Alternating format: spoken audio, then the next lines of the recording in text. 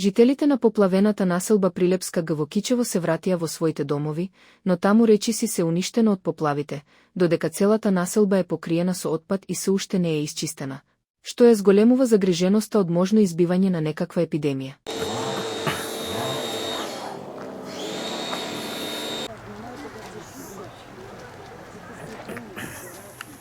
Оштетените домашни апарати и мебел се изнесени во дворовите на куќите или на улица, со што дополнително се влошува состојбата на терен.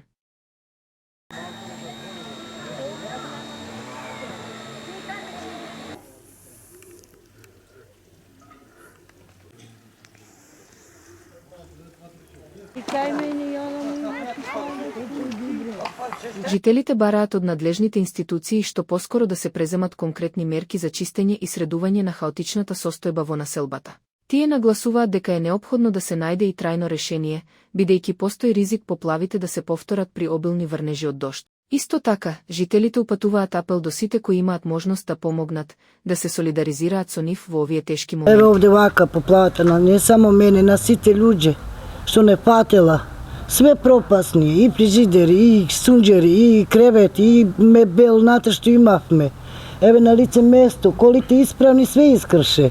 Натре, ке син ми, ке черка ми долу.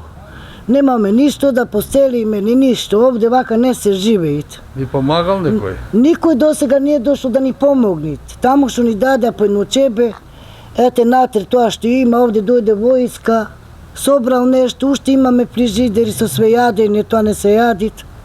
Останавме ни на небо, ни на земја. Не знаеме ни кај да оиме, ништо да правиме. Јас сум болна, јас сум операција праена. Одавде ми изваде од 2 метра вода. И социјално, и пари, и телефони ни паднаја. Не слободно, видите до кај беше реката. Наваму све, натре све на голо се децата. Немаме, еве. Имате потреба да ви носат јадишта? Па има, кој што има, наши браќа муслимани, сестри муслиманки, рисјани, па било кој од верата, ми сме све исто. Сите сме пред Аллах Џелешану исти. Кој што има можност, кој како што може да ни помогна, не само за мене, за сите луѓе со мали деца, што се. А има многу? Има цело ова, вака малото. Овде беше хаос, не се знаеше кој паѓа, кој прајт. Ја имам од двете колку и протези. Ја одавде не можев да излеза со моите деца, тие се без родител. Ја ќе се замолам до сите ови граѓани наши. И било кој што има малце повеќе. Цијава не е во ред за спијање, нема каде, ке џака мој спија, мајка, брат. Значи, натре е вода многу. Немат више услови за живот, за живење овде, веројте ме. Како што рекоа, пред кога беше градоначалникот, пред ове речиво пред Александар. Обете дека ќе ги дават становите и Валиндол. 15 метра од реката да се прешири корито.